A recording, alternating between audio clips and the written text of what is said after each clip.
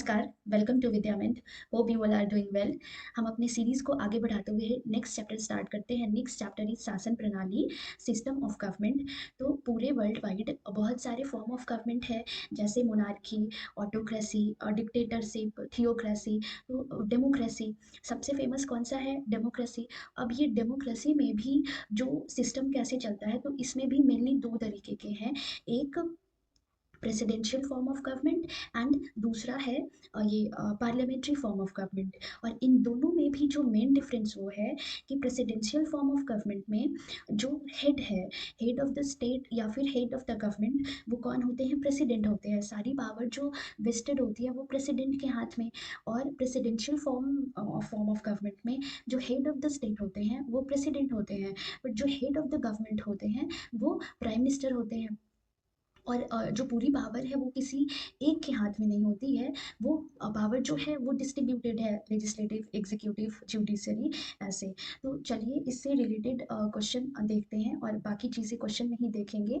तो फर्स्ट है, निम्नलिखित में से कौन सा राज्य शब्द को सर्वोत्तम रूप से परिभाषित करता है? तो ये है ये व्यक्तियों का एक समुदाय जो बिना किसी बाह्य नियंत्रण के एक निश्चित भूभाग में अस्थायी रूप से निवास करता है।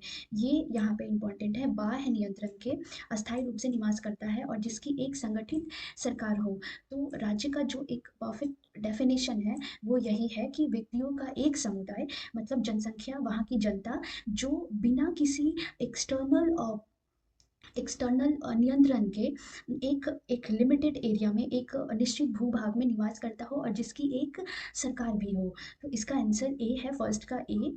और ये राज्य, मतलब जो एलिमेंट है, राज्य के एलिमेंट कौन कौन से हैं? तो ये है पहला कि जनसंख्या होना चाहिए, जनता होनी चाहिए। इसके बाद सरकार, और एक निर्धारित भूभाग में भूभाग होना चाहिए उसका। और संप्रभुता, अर्थात वह अपने घरेलू एवं बाह्य नियंत्रण के संदर्भ में स्वतंत्र हो, सॉवरेनिटी हो उसके पास। जैसे कि उसका इंटरनल या एक्सटर्नल अफेयर कोई और हैंडल ना करता हो, उसके लिए उसके पास ऑटोनॉमी हो। तो ये जो संप्रभुता है वो मेन एलिमेंट होता है एक स्टेट के लिए। तो इस हिसाब से हमने देखा राज्य का डेफिनेशन। नेक्स्ट है सेकंड, निम्नलिखित में से कौन सा राज्य का सबसे महत्वपूर्ण तत्व है? तो ये है संप्रभुता, सॉवरेनिटी, और इसका मतलब हमने अभी देखा। नेक्स्ट, भारत की संप्रभुता के संबंध में निम्नलिखित में से कौन से कथन सही है? तो यहाँ पे है कि ये भारत राष्ट्रमंडल का सदस्य है, तो या हम लोग कॉमनवेल्थ के मेंबर हैं। हमने इंडिपेंडेंस के बाद ये डिसाइड किया कि हाँ, हम मेंबर रहेंगे। और सेकंड ऑप्शन कि राष्ट्रमंडल की सदस्यता के कारण भारत की संप्रभुता कम हो जाती है। तो ऐसा नहीं है। अभी भी हमारे पास, हमारे प्रियम्बल में भी है कि हमारे पास संप्रभुता है, सॉवरेनिटी है। India is not a colonial dominion state. India has full autonomy over its internal and external affairs। तो इस हिसाब से ये ऑप्शन तो गलत हुआ। तो इसका ऑप्शन आंसर केवल एक ठीक है। नेक्स्ट नेक्स्ट है तीसरा, थर्ड, यहाँ है, ये थर्ड ही था। फोर्थ, भारतीय संविधान के किस भाग की शासन प्रणाली की व्यवस्था अ, अ, शासन प्रणाली की व्यवस्था किस प्रकार की शासन प्रणाली की व्यवस्था की गई है? तो हमारे लिए वी फॉलो ये पार्लियामेंट्री फॉर्म ऑफ गवर्नमेंट। ठीक है, और ये हमने अडॉप्ट कहाँ से किया है? तो ब्रिटेन से, ग्रेट ब्रिटेन से। फिफ्थ है, फिफ्थ है पार्लियामेंट्री फॉर्म ऑफ गवर्नमेंट में, पार्लियामेंट्री सिस्टम में में। तो इसका ऑप्शन, न्यायपालिका का कार्यपालिका पर नियंत्रण होता है। और ये कार्यपालिका का न्यायपालिका पर नियंत्रण होता है, नहीं। और कार्यपालिका का विधायिका पर नियंत्रण होता है, तो ये नहीं। और विधायिका का कार्यपालिका पर नियंत्रण होता है, तो विधायिका का कार्यपालिका पर नियंत्रण होता है। मतलब जो एग्जीक्यूटिव है वो रिस्पॉन्सिबल होती है लेजिस्लेटिव के प्रति। ठीक है, तो इस हिसाब से इसका आंसर डी। और नेक्स्ट है सिक्स, संसदीय व्यवस्था वाली सरकार वह होती है जिसमें सांसद के सभी राजनीतिक दलों का सरकार में प्रतिनिधित्व होता है, संसद के प्रति उत्तरदायी होती है और उसके द्वारा हटाई जा सकती है। सरकार लोगों के द्वारा निर्वाचित होती है और उनके द्वारा हटाई जा सकती है। सरकार सांसद के द्वारा चुनी जाती है, किंतु निर्धारित समयावधि के पूर्ण होने के पूर्व हटाई जा सकती है। तो इसका ये है इसका आंसर बी है कि सरकार सांसद के प्रति उत्तरदायी होती है और और उसके द्वारा हटाई जा सकती है। 6 और 7th है, इसका एक्सप्लेनेशन यहाँ पे देख लेते हैं। संसदीय व्यवस्था वाली सरकार वह होती है जिसमें सरकार सांसद के प्रति उत्तरदायी होती है और उसके द्वारा हटाई भी जा सकती है। और नेक्स्ट है 7th, सर्वप्रथम पार्लियामेंट्री सरकार किस देश में आरंभ की गई थी? तो ये था ब्रिटेन में। नेक्स्ट, भारतीय संसदीय प्रणाली ब्रिटिश संसदीय प्रणाली से इस बात से भिन्न है कि भारत में वास्तविक और नाममात्र दोनों प्रकार की कार्यपालिका है और सामूहिक कलेक्टिव रिस्पॉन्सिबिलिटी की प्रणाली है। और ये है, लेकिन बोल रहा है कि एक डिफरेंस कौन सा है, तो ये चीज़ तो है हमारे यहाँ। और ये जुडिशियल रिव्यू तो यूएसए में है, यहाँ पे नहीं है। तो एक चीज़ जो डिफ्रेंशिएट करती है वो ये है जुडिशियल रिव्यू की प्रणाली। तो ऑप्शन डी। 9th, हमने ब्रिटिश मॉडल पर आधारित संसदीय लोकतंत्र को अपनाया है, किंतु हमारा मॉडल उस मॉडल से किस प्रकार भिन्न है? तो 9th का यहाँ पे है कि जहाँ तक विधि निर्माण का संबंध है तो ब्रिटिश सांसद सर्वोपरि सर्वोपरि अथवा संप्रभु है, किंतु भारत में सांसद की विधि निर्माण की शक्ति परिसीमित है। तो ये चीज़ तो सही है। और बी ऑप्शन इसका कहाँ है 9th? एंड दूसरा बी ऑप्शन, भारत में सांसद के किसी अधिनियम के संशोधन की संवैधानिकता से संबंधित मामले उच्च न्यायालय द्वारा संविधान पीठ को भेजे जा सकते हैं। तो हाँ, भेजे जा सकते हैं। तो इसका ऑप्शन 1 एंड 2 बोथ। इसके बाद ये एक्सप्लेनेशन आप यहाँ से देख लीजिएगा अगर चाहें तो। 10th है, निम्नलिखित में से कौन सी भारतीय संविधान की विशेषता नहीं है? तो ये पार्लियामेंट्री सरकार, ये तो है। और ये प्रेसिडेंशियल सरकार, और ये स्वतंत्र न्यायपालिका ये भी है, और संघात्मक सरकार भी है। तो इसका आंसर बी हो जाएगा कि प्रेसिडेंशियल गवर्नमेंट हम लोग फॉलो नहीं करते, हम लोग parliamentary form of government follow करते हैं। तो 10th का ये पूछा है कि विशेषता नहीं है, तो बी आंसर हो जाएगा 10th का बी। 11th, भारतीय राजनीतिक पद्धति के बारे में निम्न में से कौन सही नहीं है? तो सही नहीं है धर्मनिरपेक्ष राज्य, ये तो है। संसदीय पद्धति, ये भी है। और संघीय नीति, ये चीज़ भी है। राष्ट्रपति पद्धति की सरकार, तो ये नहीं है। तो ऑप्शन डी। ये 12th है, भारत में संसदीय प्रणाली की सरकार है क्योंकि लोकसभा जनता द्वारा प्रत्यक्ष रूप से निर्वाचित होती है और संसद संविधान का संशोधन कर सकती है, राज्यसभा को भंग नहीं किया जा सकता है, मंत्रिपरिषद लोकसभा के प्रति उत्तरदायी है। ये चीज़ें भी ठीक है। ऑप्शन जो है कि लोकसभा जनता द्वारा प्रत्यक्ष रूप से निर्वाचित होती है, संसद संविधान का संशोधन कर सकती है और राज्यसभा को भंग नहीं किया जा सकता है। बट जो डेफिनेशन है संसदीय प्रणाली का, तो वो है मंत्रिपरिषद लोकसभा के प्रति उत्तरदायी है।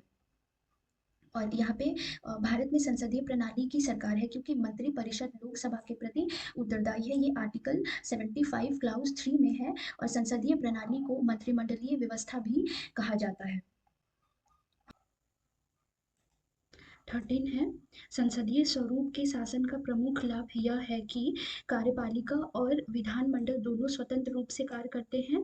यह नीति को निरंतरता प्रदान करता है और यह अधिक दक्ष है। कार्यपालिका विधानमंडल के प्रति उत्तरदायी बनी रहती है।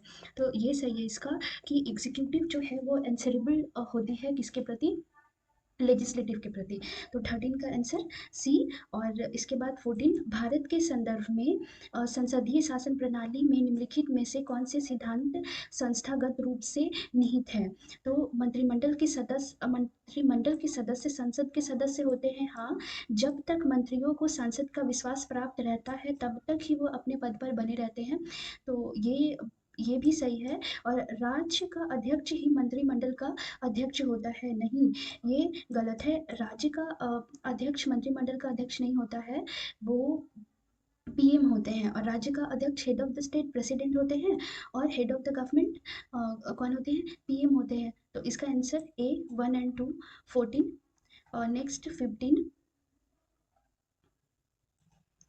सरकार की संसदीय व्यवस्था के विषय में निम्नलिखित में से कौन-सा सही है? तो विधायिका न्यायपालिका के प्रति जवाबदेह है? नहीं। विधायिका कार्यपालिका के प्रति जवाबदेह होती है? ये विधायिका कार्यपालिका के प्रति जवाबदेह नहीं होती है, कार्यपालिका विधायिका के प्रति जवाबदेह होती है, तो ये गलत हो गया। विधायिका एवं कार्यपालिका दोनों स्वतंत्र हैं? नहीं। ये कार्यपालिका इज़ आंसरेबल टू विधायिका।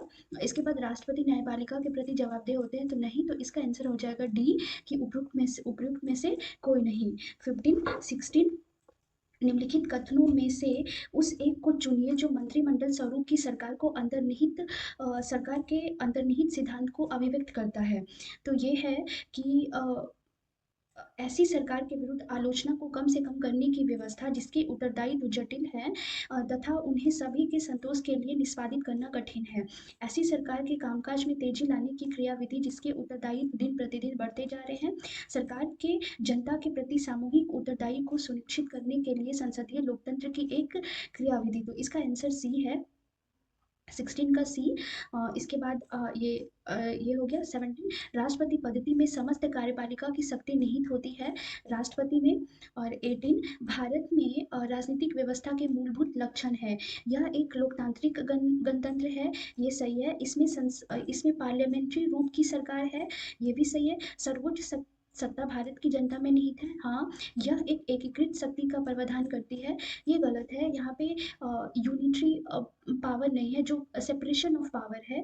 तो फेडरल सिस्टम भी है, सेपरेशन ऑफ पावर है। तो 18 का आंसर मूलभूत लक्षण है पूछा है, तो 1 2 3 1 2 3 इसका आंसर बी हो जाएगा। इसके बाद 19 यहाँ पे लिखा हुआ कि एक एकीकृत शक्ति का प्रावधान नहीं करती है, बल्कि सत्ता को केंद्र और राज्यों में विभाजित किया गया है। इसके बाद 19 है, निम्नलिखित कथनों पर विचार कीजिए। भारत एक लोकतांत्रिक राज्य व्यवस्था है और भारत एक प्रभुत्व सत्ता संपन्न राज्य है, हाँ। भारत में लोकतांत्रिक समाज है, ये भी सही है। और भारत एक कल्याणकारी राज्य है, तो ये भी सही है। तो इस सही चूज करना है डी का, ये सारा सही है। तो ऑल ऑफ दिस 1 2 3 4 ये भारत एक लोकतांत्रिक, ये भी है प्रभुत्व सत्ता संपन्न, ये भी प्रियम्बल में बोला गया है। लोकतांत्रिक समाज और कल्याणकारी राज्य की चर्चा डीपीएसपी में है, आर्टिकल 46 में। तो ये हो गया 19 का आंसर डी। इसके बाद 20 है, निम्नलिखित में से कौन सी विशेषता भारतीय राजतंत्र की नहीं है? तो एक संविधान संगत सरकार ये होता है, और लोकतांत्रिक सरकार ये भी है, विधि का शासन ये भी है, रूल ऑफ लॉ की लॉ से ऊपर कोई नहीं है, नॉट इवन द गवर्नमेंट। तो ये भी सही है। और सत्तावादी सरकार तो ये नहीं है, तो इसका आंसर डी हो जाएगा। 20 का आंसर डी। 21 का केंद्र सरकार और राज्य सरकारों को प्राधिकार प्राप्त होता है, तो ये संविधान से सिंपल है। 22 संवैधानिक सरकार का आशय क्या है? तो किसी राष्ट्र की परिसंघीय संरचना वाली एक प्रतिनिधि सरकार, कोई सरकार जिसके प्रमुख के पास नाममात्र की शक्ति हो, और कोई सरकार जिसके प्रमुख के पास वास्तविक शक्तियां हो, कोई सरकार जो संविधान की सीमाओं से परिबद्ध हो। तो we are bounded by our constitution. तो 22 का आंसर डी। 23 निम्नलिखित कथनों पर विचार कीजिए। भारत एक लोकतांत्रिक देश है, भारत का अपना एक संविधान है, तो ये भी सही है। तो इसका आंसर है बी। ए और आर दोनों सही है, लेकिन आर ए की सही व्याख्या नहीं करता है। 23 फिर नेक्स्ट 24 निम्नलिखित में से कौन सुशासन की विशेषता नहीं है? तो जवाबदेही, पारदर्शिता, कानून का नियम, ये भी है। ये लाल फीताशाही, रेड टैपिज्म, ये नहीं है, तो 24 का डी। नेक्स्ट 25 कल्याणकारी राज्य, वेलफेयर स्टेट का उद्देश्य है। तो अधिकतम संख्या का अधिकतम कल्याण सुनिश्चित करना, कमजोर वर्गों के कल्याण का प्रबंध करना, सभी नागरिकों को स्वास्थ्य सुविधा प्रदान करना, उपरोक्त में से कोई नहीं। तो ये देखने में सारे सही लग रहे हैं, पर जो ये वेलफेयर स्टेट की जो परिभाषा दी गई है, वो वहाँ पे ये चीज़ मेंशन है, कमजोर वर्ग। तो इसका आंसर बी होगा। आर्टिकल डीपीएसपी के आर्टिकल 46 में ये है, वेलफेयर ऑफ वीकर सेक्शन, कमजोर वर्गों के कल्याण का प्रबंध करना। तो 25 का बी हो जाएगा। और इसके बाद 26 राज्य हर जगह है, यह अंतराल शायद ही कोई छोड़ता है, यह व्यक्तित्व किस धारणा की व्याख्या करता है। तो ये है कल्याणकारी राज्य की 27 निम्नलिखित में से कौन सा एक भारतीय संविधान का दर्शन नहीं है। तो कल्याणकारी राज्य ये है, इसकी बात कही गई है डीपीएसपी में। समाजवादी राज्य ये भी प्रियम्बल में है, और राजनीतिक समानता ये भी है प्रियम्बल में। और ये साम्यवाद जैसा कोई शब्द, कोई चीज़ हमारे कॉन्स्टिट्यूशन में नहीं है। तो 27 का आंसर डी हो जाएगा।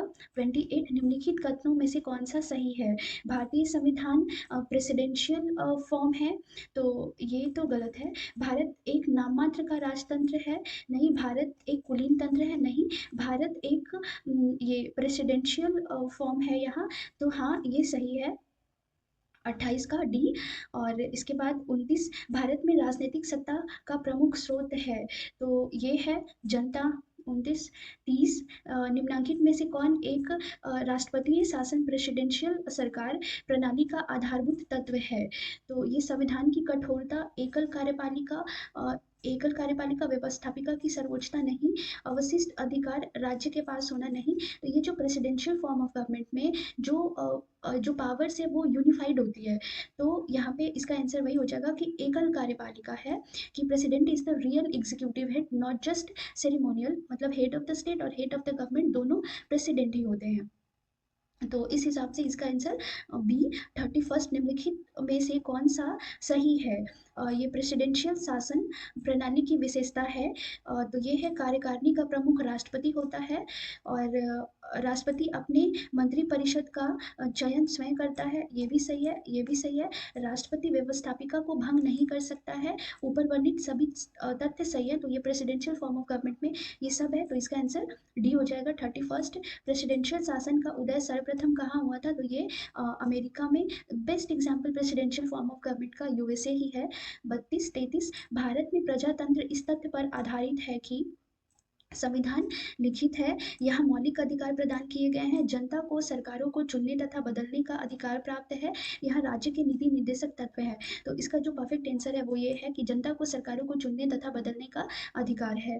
और 33। 34, लोकतंत्र का उत्कृष्ट गुण यह है कि वह क्रियाशील बनाता है साधारण पुरुषों और महिलाओं की बुद्धि और चरित्र को। तो 34 का आंसर ए। नेक्स्ट 35, भारत एक गणतंत्र है, इसका अर्थ है। तो गणतंत्र का मतलब होता है कि हेड ऑफ द स्टेट जो है वो इलेक्टेड हो, इसका अर्थ है। तो भारत सभी मामलों में अंतिम अधिकार जनता के पास है। भारत में संसदीय शासन नहीं है, भारत में वंशानुगत शासन नहीं है, जो हेड ऑफ द स्टेट है वो इलेक्टेड होते हैं। तो ये इसका अर्थ है, तो गणतंत्र का अर्थ यही है कि वंशानुगत नहीं होते हैं, तो इसका आंसर सी हो जाएगा। नेक्स्ट, भारत एक गणतंत्र है जिसमें अंतर्निहित है राज्य का अध्यक्ष निर्वाचित है, और देश स्वतंत्र है, और देश में एक जनतांत्रिक व्यवस्था की सरकार है, और देश में अंतिम सत्ता संसद में निहित है, नहीं। तो गणतंत्र का डेफिनेशन है कि राज्य का अध्यक्ष जो है वो निर्वाचित होता है। 37, निम्नलिखित में से किनसे विनिर्धारित होता है कि भारत का संविधान परिसंघीय है। ये संविधान लिखित और अनम्य है, नहीं। न्यायपालिका स्वतंत्र है, और अवशिष्ट शक्तियां का केंद्र में निहित होना, केंद्र और राज्यों के बीच शक्तियों का वितरण। यहाँ पे हमारे यहाँ फेडरल सिस्टम है, संघीय सिस्टम है, तो वो ये क्योंकि जो पावर्स है वो डिवाइडेड है स्टेट एंड सेंटर में, जिसमें सेंटर होल्ड्स मोर पावर। 37 का डी। नेक्स्ट 38, भारतीय संविधान कैसा है। कठोर, लचीला, ना ही कठोर ना ही लचीला, वो है ये फ्लैक्सिबल और रिजिड दोनों है। तो 38 का आंसर डी। 39, भारत की संसदीय शासन प्रणाली एवं ब्रिटेन की संसदीय शासन प्रणाली में एक अंतर कौन सा है। तो ये है सामूहिक उत्तरदायित्व, न्यायिक समीक्षा। तो न्यायिक समीक्षा ही है, ये चीज़ है वहाँ भी और यहाँ भी। तो ये न्यायिक समीक्षा जुडिशियल रिव्यू यूएसए में है, हमारे यहाँ है ना कि ब्रिटेन में है। तो 39 का आंसर बी। और इसके बाद नेक्स्ट 40, भारत के संविधान में एक संघीय प्रणाली का प्रावधान है, हाँ। और इसके बाद उसने एक बहुत शक्तिशाली केंद्र की रचना की है, तो ये भी सही है। तो इसका आंसर बी हो जाएगा कि ये आर ए का सही स्पष्टीकरण नहीं है, ये सही नहीं है। आर ए का सही स्पष्टीकरण नहीं है, ये दोनों सही है, दोनों स्टेटमेंट सही है, बट ये आर ए का सही एक्सप्लेनेशन नहीं करता है, तो इसका आंसर बी होगा 40। यहाँ पे भारतीय संविधान एक संघीय प्रणाली का प्रावधान करता है क्योंकि केंद्र और राज्य के बीच शक्तियों का स्पष्ट विभाजन है, और यह पूर्ण संघ नहीं है, ये क्वासी फेडरल बोला जाता है इंडिया को, क्योंकि अ, जो ऑटोनॉमी है वो ज़्यादा सेंटर के पास है और सेंटर स्ट्रांग है इसलिए। 40। नेक्स्ट 41, भारत में संघवादिता व्यवहारिक नहीं है, तो ये बात सही है, और भारत एक संघीय राज्य नहीं है, तो ये तो गलत है कि भारत एक संघीय राज्य नहीं है, ये चीज़ गलत है, संघीय राज्य है। और भारत में संघवादिता व्यवहारिक नहीं है, ये सही है, क्योंकि पूरी तरीके से फेडरल नहीं है, क्वासी फेडरल है, तो इसका आंसर ए का ए सही है, परंतु आर गलत है, और क्वासी फेडरल इसलिए है because centre holds more power. 41। 42, भारतीय राज्य व्यवस्था में निम्नलिखित में से कौन सी अनिवार्य विशेषता है जो यह दर्शाती है कि उसका स्वरूप संघीय है? तो न्यायपालिका की स्वतंत्रता सुनिश्चित है, ये इसका आंसर 47 और 42 का ए, न्यायपालिका की स्वतंत्रता सुनिश्चित है। और इसके बाद फिर यहाँ पे नेक्स्ट 43, निम्नलिखित में से कौन एक भारत के संविधान का संघीय लक्षण नहीं है? तो संघीय लक्षण नहीं है केंद्र तथा राज्यों के बीच शक्ति का बंटवारा, पूर्ण रूप से लिखित संविधान और एकहरी नागरिकता और स्वतंत्र न्यायपालिका। तो ये है एकहरी नागरिकता, ये संघीय मतलब फेडरल फीचर नहीं है, ये यूनिटरी फीचर है, तो इसका आंसर सी हो जाएगा। जैसे यूनिटरी फीचर में हो जाते हैं single citizenship, emergency provisions, all India services, और फेडरल फीचर्स में वही written constitution, dual polity, distribution of powers, independent judiciary, ये सब। तो नेक्स्ट क्वेश्चन भी उसी से रिलेटेड है। 44, भारतीय संघीय व्यवस्था में कौन से एकात्मक तत्व पाए जाते हैं? तो यूनिटरी एलिमेंट्स कौन कौन से हैं? तो ये है ये राज्यपाल की नियुक्ति, इसके बाद राज्य विधेयकों पर राष्ट्रपति की स्वीकृति, और ये संवैधानिक संकट। तो 4 6 7, 44 का 4 6 4 6 7, डी, आंसर डी। नेक्स्ट 45, भारतीय संघीय व्यवस्था में एकात्मक तत्व है, तो यूनिटरी एलिमेंट कौन कौन से हैं? ये सिंगल सिटीजनशिप, इमरजेंसी प्रोविजंस, ये सब तो इसमें है। राज्यपाल की नियुक्ति, राज्यसभा में असमान प्रतिनिधित्व, और अखिल ऑल इंडिया सर्विसेज भी यूनिटरी एलिमेंट है, तो इसका आंसर हो जाएगा दूसरा, तीसरा और पांचवा। तो दूसरा, तीसरा, पांचवा, आंसर डी। नेक्स्ट 46, भारत में संघीय व्यवस्था से संबंधित निम्न कथनों में से कौन सा सही है? तो भारतीय शासन की मूल संरचना के लिए एक संघीय व्यवस्था की प्रस्तावना है, ये सही है। एकात्मक झुकाव का उसमें सशक्त मिश्रण है, ये सही है कि सेंटर के पास ज़्यादा पावर है, ये भी सही है। दोनों संघ तथा राज्य विधायिका प्रभुत्व संपन्न है, नहीं। विधायिकीय, वित्तीय तथा न्यायिक शक्तियाँ संघ तथा उसकी इकाइयों के मध्य विभाजित कर दी गई है, तो इसका आंसर है 1 और 2, ये दोनों सही है, तो इसका ए और केवल एक तथा दो, आंसर बी। नेक्स्ट 46 था, ये 47, भारत का राष्ट्रपति परोक्षता निर्वाचित होता है, मतलब इनडायरेक्ट इलेक्शन होता है राष्ट्रपति का, तो ये तो सही है। और भारत में संसदीय प्रणाली को गणतंत्रवाद के साथ जोड़ा गया है, ये भी सही है। गणतंत्र है, हम लोग एक रिपब्लिकन स्टेट है because the head of the state is elected, तो इसका आंसर हो जाएगा ए, कि ए और आर दोनों सत्य है, और आर ए का सही एक्सप्लेनेशन भी करता है। 47। नेक्स्ट 48, राजनीतिक दल लोकतंत्र के जीवन रखते हैं, ये सही है। लोग खराब शासन के लिए समांतर राजनीतिक दलों को ही कोसते हैं, तो ये भी सही है, तो इसका आंसर हो जाएगा ए और आर दोनों सही है, और ये जो है आर सही एक्सप्लेनेशन भी करता है। 48 49, भारत में दल विहीन प्रजातंत्र किसने प्रस्तावित किया? तो ये थे महात्मा गांधी और जयप्रकाश नारायण, तो इसका आंसर सी और डी। 50, भारत में संघात्मक संरचना का मुख्य उद्देश्य इसकी बहुआयामी विविधताओं को में से एक राष्ट्र का निर्माण करना तथा राष्ट्रीय एकता को संरक्षित करना था, तो ये सही है। और विविधताओं के समंजन से एक सशक्त, ना कि कमजोर भारतीय राष्ट्रीयता का निर्माण हुआ है, तो ये सही है। और ये मतलब ए और आर दोनों सही है, और आर ए की सही व्याख्या है। यहाँ पे फेडरल इसलिए रखा गया क्योंकि क्योंकि यहाँ इंडिया में इतनी डाइवर्सिटी है, तो फिर इसलिए इसका आंसर बी हो जाएगा।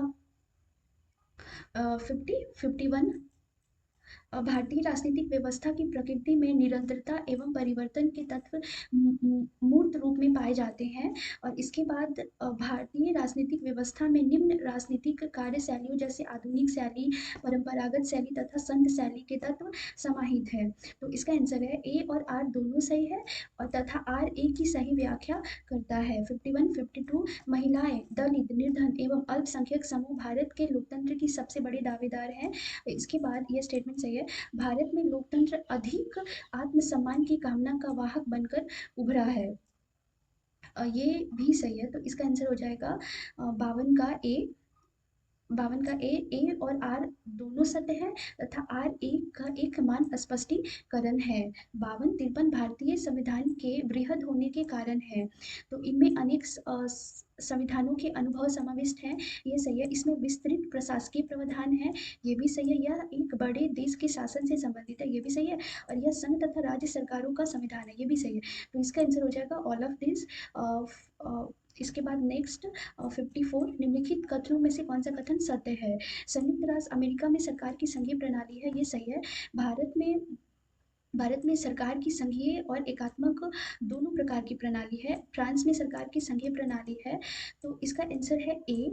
संयुक्त राष्ट्र अमेरिका में सरकार की संघीय प्रणाली है। संघीय प्रणाली हमारे यहाँ भी है, पर एक थोड़ा सा डिफरेंस भी है कि हमारे यहाँ स्टेट के पास कम पावर है, लेकिन यहाँ पे ना स्टेट के पास हमारे कंपैरिजन में यहाँ के स्टेट्स के पास ज़्यादा पावर होते हैं। तो 54 का आंसर ए। नेक्स्ट 55, निम्नलिखित में से कौन सी एक भारतीय संघ राज्य पद्धति की विशेषता नहीं है। तो ये है, भारत में स्वतंत्र न्यायपालिका है, ये तो है। केंद्र और राज्यों के बीच शक्तियों का स्पष्ट विभाजन किया गया है, ये भी सही है। संघबद्ध होने वाली इकाइयों को राज्यसभा में असमान प्रतिनिधित्व दिया गया है। और फिर डी, यह संघबद्ध होने वाली इकाइयों के बीच एक सहमति का परिणाम है। तो इसका आंसर हो जाएगा डी, 55 का डी। और नेक्स्ट यहाँ पे इसका मतलब है कि भारतीय संघ से राज्यों को अलग होने का अधिकार नहीं है। और भारतीय संविधान के अनुच्छेद 1 में उल्लेखित है कि इंडिया दैट इज भारत राज्यों का संघ होगा। यहाँ पे स्टेट्स के पास ये पावर नहीं है कि वो इंडिया से अलग हो सकते हैं। 55, नेक्स्ट 56, भारतीय संघात्मक व्यवस्था को अर्ध संघात्मक कहा जाता है, तो ये सही है। भारत में एक स्वतंत्र न्यायपालिका है जिसे न्यायिक पुनरीक्षण का अधिकार है, तो ये भी सही है।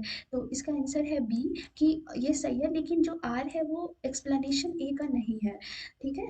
तो इसका आंसर 56 का बी।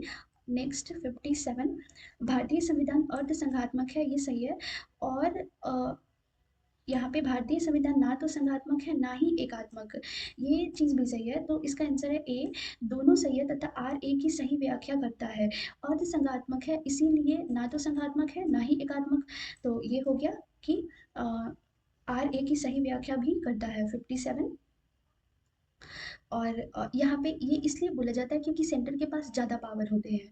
और नेक्स्ट 58, भारतीय संविधान की प्रकृति क्या है? संघीय, एकात्मक, संसदीय, और प्रकृति में संघीय किंतु भावना में एकात्मक, तो ये वही है कि क्वासी फेडरल है। तो इसका आंसर 58 का डी। नेक्स्ट 59, भारतीय संघवाद को सहकारी संघवाद किसने कहा? तो ये है जी ऑस्टिन। नेक्स्ट, किसने कहा था भारत अर्ध संघात्मक राज्य है? 60 का ये केसी व्हीलर ने। 61, ये भी स्टेटमेंट है। तो भारतीय संविधान अधिक कठोर तथा अधिक लचीले के मध्य एक अच्छा संतुलन स्थापित करता है, यह स्टेटमेंट केसी व्हीलर का था। 62, निम्नलिखित में से ये कथन ही है, संविधान को संघात्मकता के तंग ढांचे में नहीं ढाला गया है, यह स्टेटमेंट था बी आर अम्बेडकर का। 63, मिथकों और कहावतों के रूप में प्रशासन के सिद्धांतों को किसने अस्वीकार किया है? आंसर इसका हर्बर्ट साइमन। 64 है, विधि और स्वाधीनता के बीच सबसे उपयुक्त संबंध को निम्नलिखित में से कौन प्रतिबिंबित करता है? तो यदि विधियां अधिक होती हैं तो स्वाधीनता कम हो जाती है। मतलब लॉ ज़्यादा है तो हमारा फ्रीडम कम होता है, और यहाँ पे स्वाधीनता के बीच अच्छा उपयुक्त संबंध को दर्शाता है। तो यदि विधि नहीं तो स्वाधीनता भी नहीं, तो इसका आंसर है बी। कि यदि विधि नहीं तो स्वाधीनता भी नहीं है। यह कथन विधि तथा स्वाधीनता के मध्य सबसे उपयुक्त संबंध को दर्शाता है। स्वाधीनता का तात्पर्य विधि की पूर्ण अनुपस्थिति कदापि नहीं है। तो इसका आंसर हो गया 64। 65 निम्नलिखित में से कौन विकास प्रशासन की अवधारणा से संबंधित है? तो ये फ्रेंड डब्ल्यू रिग्स। और नेक्स्ट, निम्नलिखित में से कौन सा एक चिंतक लोक प्रशासन तथा निजी प्रशासन के समानताओं का समर्थक है? तो इसका आंसर है हेनरी फ्योल। नेक्स्ट, यदि हमारी सभ्यता विफल होती है तो यह मुख्यतः प्रशासन के ध्वस्त होने के कारण होगा। यह स्टेटमेंट किसका है? डब्ल्यू बी डॉनहम का। नेक्स्ट 68 गणतंत्रीय अवधारणा से संबंधित निम्नलिखित में से कौन एक नहीं है? तो यहाँ पे एक राज्य जिसमें जनता सर्वोच्च हो, और इसके बाद सर्वोच्च शक्ति निर्वाचित प्रधान में निहित हो, सर्वोच्च शक्ति एक राजा के समान एक ही व्यक्ति में निहित हो। तो ये गणतंत्र का नहीं पूछा है, तो इसका आंसर सी ही हो जाएगा कि सर्वोच्च शक्ति एक राजा के समान एक ही व्यक्ति में निहित ना हो। गणतंत्र लोकतंत्र में ऐसा है नहीं। तो 68, इसके बाद 69 निम्नलिखित में से किनको विधि के शासन के प्रमुख लक्षणों के रूप में माना गया है? तो ये शक्तियों का परिसीमन, इसके बाद विधि के समक्ष समानता, और ये भी है रूल ऑफ लॉ के अंदर ये आता है कि शक्तियों का परिसीमन और विधि के समक्ष समानता। इसके बाद सरकार के प्रति जन उत्तरदायित्व नहीं, ये स्वतंत्रता और नागरिक अधिकार। तो इसका आंसर हो जाएगा 1, 2 और 4। 1, 2 और 4। तो यहाँ है सी 69। ये वाला थोड़ा ये क्वेश्चन अच्छा है। विधि की सर्वोपरिता, इसका तात्पर्य है कि विधि सर्वोच्च है तथा राज्य की रूल ऑफ लॉ, लॉ मतलब कि लॉ ही सबसे ऊपर है। लॉ से ऊपर गवर्नमेंट भी नहीं है, not even the government is above law. तो यहाँ पे है कि राज्य की या व्यक्ति की स्वेच्छा का अभाव होना, अर्थात किसी भी व्यक्ति को केवल विधि के उल्लंघन हेतु दंडित किया जा सकता है। इसके बाद नेक्स्ट 69 70 निम्नलिखित कथनों पर विचार कीजिए। तो संवैधानिक सरकार वह है जो राज्य की सत्ता के हित में व्यक्ति की स्वतंत्रता पर प्रभावकारी प्रतिबंध लगाती है। जो राज्य की सत्ता के हित में व्यक्ति की स्वतंत्रता पर प्रभावकारी प्रतिबंध लगाती है। तो ये गलत है। जो व्यक्ति की स्वतंत्रता के हित में राज्य की सत्ता पर प्रभावकारी प्रतिबंध लगाती है। तो इसका ये केवल 2 बी आंसर हो जाएगा। ये गलत है, ये यहाँ पे 71 परिभाषा से संवैधानिक सरकार का अर्थ है विधानमंडल द्वारा सरकार, लोकप्रिय सरकार, बहुदलीय सरकार, और ये सीमित सरकार। तो इसका आंसर डी दिया हुआ है। नेक्स्ट है 72 राज्य व्यवस्था के संदर्भ में निम्नलिखित में से किस एक को आप स्वतंत्रता की सर्वाधिक उपयुक्त व्याख्या के रूप में स्वीकार करेंगे? तो ये है राजनीतिक शासकों की तानाशाही के विरुद्ध संरक्षण, और नियंत्रण का अभाव, इच्छा अनुसार कुछ भी करने का अवसर, स्वयं को पूर्णतः विकसित करने का अवसर। यहाँ पे है कि फ्रीडम का सबसे अच्छा डेफिनेशन हम किससे दे सकते हैं? तो ये है स्वयं को पूर्णतः विकसित करने का अवसर। 72 नेक्स्ट, समाज में समानता के होने का एक निहितार्थ यह है कि उसमें विशेषाधिकारों का अभाव है, अवरोधों का अभाव है, प्रतिस्पर्धा का अभाव है, विचाराधिकार का अभाव है। तो ये है कि विशेषाधिकारों का अभाव है। और 73 नेक्स्ट, भारत एवं अमेरिका की राजनीतिक व्यवस्थाओं के बीच निम्नलिखित में से कौन सी विशेषता समान है? तो अवशिष्ट शक्तियों का केंद्र के पास है नहीं, और अवशिष्ट शक्तियां राज्य के पास है। और इसके बाद फिर राष्ट्रपति के पास पॉकेट वीटो की शक्ति है। तो ये इंडिया में भी है और अमेरिका में भी है। तो इसका आंसर ए हो जाएगा। और उच्च सदन में कुछ मनोनीत सदस्य होते हैं। तो यहाँ पे राष्ट्रपति के पास वीटो की शक्ति है। और एक डिफरेंस होता है यहाँ पे कि यहाँ ये है कि भारतीय राष्ट्रपति को इस शक्ति के सापेक्ष छोटी है, क्योंकि उसे विधेयक पर कोई कार्यवाही नहीं किए जाने की स्थिति में 10 दिन में विधेयक को वापस करना होता है। और वहाँ पे लिमिट है कि 10 डेज। और यहाँ भारतीय संविधान में राष्ट्रपति हेतु किसी समयावधि का उल्लेख नहीं है। 74 75 दूसरी प्रशासनिक आयोग के कौन से प्रतिवेदन ने भारत में सुशासन की बाधाओं की पहचान की है? तो ये शासन में नैतिकता, और नागरिक केंद्रित प्रशासन, शासन का केंद्र बिंदु, ई शासन को बढ़ावा, और स्थानीय शासन। तो बी, इसका आंसर बी हो जाएगा। नेक्स्ट लास्ट क्वेश्चन है ये, भारतीय संघवाद में विविधताओं में एकता को प्रोन्नत करने हेतु निम्नलिखित में से किन संस्थाओं को आवश्यक माना गया है? तो अंतर राज्यीय परिषद एवं राष्ट्रीय विकास परिषद को, इसके बाद फिर वित्त आयोग और क्षेत्रीय परिषद को, एकल न्यायिक व्यवस्था एवं अखिल भारतीय सेवाओं को, उपरोक्त सभी को। तो इसका आंसर हो जाएगा 76 का डी। ये खत्म हुआ। इसके बाद इसमें हम कुछ याद नहीं कर सकते थे, ये सब समझने वाला ही था। तो होप कि ये वीडियो आपके लिए हेल्पफुल रहा होगा। बाकी अगर आप कोई वीडियोस में या फिर ये जो सीरीज़ चल रही है उसमें कोई इम्प्रूवमेंट चाहते हैं या फिर कोई फीडबैक हो तो आप कमेंट बॉक्स में लिख सकते हैं। I will try to implement, I will try to improve. Thank you so much for your time. Thank you.